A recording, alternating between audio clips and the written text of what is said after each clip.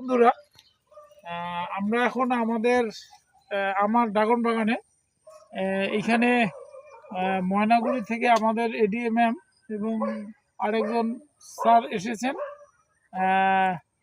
এই বাগানটা আমার মাঝে মাঝে পরিদর্শন করেন এবং কি করলে আরও ড্রাগনকে ভালো জায়গায় নিয়ে যাওয়া যায়, সেই জন্যই স্যার এবং ম্যাডাম এসেছেন। ম্যাডাম ড্রাগন সম্বন্ধে কিছু বলবেন, কারণ ট্র্যাডিশনালের সঙ্গে সঙ্গে কিছু এক্সেপশনালও ফার্মারদের করতে হবে যাতে ইকোনমিটাকে ঠিক রাখা যায়। তো ম্যাম বলেন। বলতে পারি যে মানে আপনাদের যে জায়গাটা দেখলাম আর কি, আমার খুব ভালো লাগলো। মানে এত পরিষ্কার, নিট অ্যান্ড ক্লিন, এবং মালচিং এর সঙ্গে করছেন, ড্রিপ ইরিগেশন করছেন, মানে সমস্ত সব আধুনিক যে প্রযুক্তিগুলো যেগুলো করে আমরা আমাদের কস্ট কাটিং, তার সঙ্গে সঙ্গে মানে একটা উন্নত পদ্ধতিতে চাষবাস করতে পারি, এটা করছেন, খুব ভালো লাগছে। মানে এরকম সচরাচর দেখা যায় না। মানে আমি যত ড্রাগন ফিল্ড আজ অব্দি দেখেছি, এটা তার মধ্যে আজকে অব্দি মানে বেস্ট লেগেছে আমার কাছে।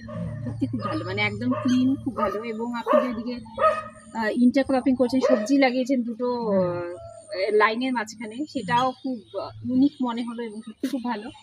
তো মানে আপনার তো এই জিনিসটা আমার মনে হয় যে সবার একবার ভিজিট করে এসে দেখে অনুপ্রাণিত হয়ে আবার করা উচিত। না, ওই জন্য আমি সবসময় যে কোনো নতুন ফার্মার হোক বা উদ্যোগী হোক, মানে দেখে খুবই ভালো লাগলো, দেখা দরকার। এবং আমি বলবো সবাই 10 থেকে 20টা অন্তত পক্ষে বাড়িতে লাগাক।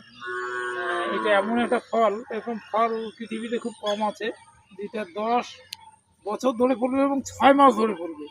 খুব এই ধরনের ফল কিন্তু কম আছে, এবং এটা ডিমান্ডও অনেক বেশি এখন মানুষের মধ্যে চাহিদা। এই সম্বন্ধে স্যারও কিছু বলবে। একটু পিছায় স্যার একটু বলুন।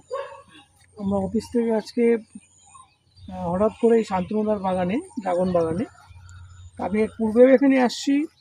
তো ওনার চাষবাস দেখে আমি ব্যক্তিগতভাবে অনুপ্রাণিত, এবং ওনার এই ড্রাগন বাগান থেকে চারা নিয়ে আমিও আমার ছাদ বাগানে প্রায় 70খানা ড্রাগন গাছ লাগিয়েছি, এবং সেগুলো অলরেডি চারা মানে খুশি ছাড়তে শুরু করেছে। তো ওনার বাগানে এসে সবচেয়ে বড় বিষয় দেখলাম, আমি এর পূর্বে ধূপগুড়িতে বা জলপাইগুড়িতে বিভিন্ন ড্রাগন বাগান মানে পরিদর্শন করতে গেছিলাম। তাতে দেখা যাচ্ছে যে ওনার যে বাগানটা যতটা পরিষ্কার পরিচ্ছন্ন, ওনার যে সমস্ত ভ্যারাইটি এবং ফলের কালার, গাছের যা পরিস্থিতি, তাতে অন্যান্যদের তুলনায় যথেষ্ট পরিষ্কার পরিচ্ছন্নভাবে এবং ভালো চাষবাস করছে। সবচেয়ে মূল বিষয় হচ্ছে যে ভার্সেটাইল চাষ তো এখন চাষিদের মধ্যে খুব কম দেখা যায়। ওনার এখানে ড্রাগনের চাষ আছে, ওনার এখানে মালটা চাষ করে, উনি চন্দন গাছের চাষ করে, এখানে ওনার চাপাতি বাগান রয়েছে এবং বিভিন্ন রকমের সবজি করে। সুতরাং এই ভার্সেটাইল চাষগুলো খুব কম দেখা যায়। এইগুলো বাগানে আসুক অন্যান্য চাষিরা এবং এখানে এসে পরিদর্শন করে দেখুক। জায়গাটা হচ্ছে সাপ্তিবাড়ি 1 গ্রাম পঞ্চায়েতের, মৌজাটা হচ্ছে কি মৌজার নাম, জায়গাটা না সাপ্তিবাড়ি মৌজাতে। হ্যাঁ, শান্তনুদার সঙ্গে যোগাযোগ করুক, বাকি চাষিরা আসুক, অন্যান্যরা ব্যক্তিগতভাবে তাদের যদি বাড়িতে 2-1টা করে গাছও লাগায়, তাদের ফলের চাহিদাও মিটবে এবং চাষিরাও এগুলোর থেকে সমস্তভাবে অনুপ্রাণিত হোক এবং ওনার সাথে আসুক। আগামীতে উনি ভালো থাকুক বা ওনার বাগান ঠিকঠাক থাকুক, এটাই আমরা আশা করব। ধন্যবাদ।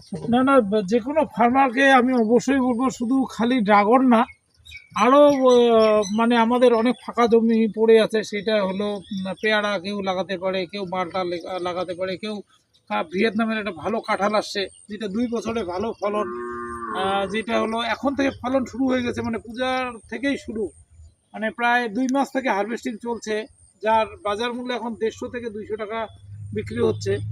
এই ধরনের নতুন নতুন জিনিস কৃষকরা ট্র্যাডিশনাল মানে ধান পাটের সঙ্গে এগুলা করুক, করে নিজের ইকোনমি অর্থনৈতিক কাঠামোকে মজবুত করুক। এই বলে আর ভিডিওটিকে আর বিস্তারিত করব না।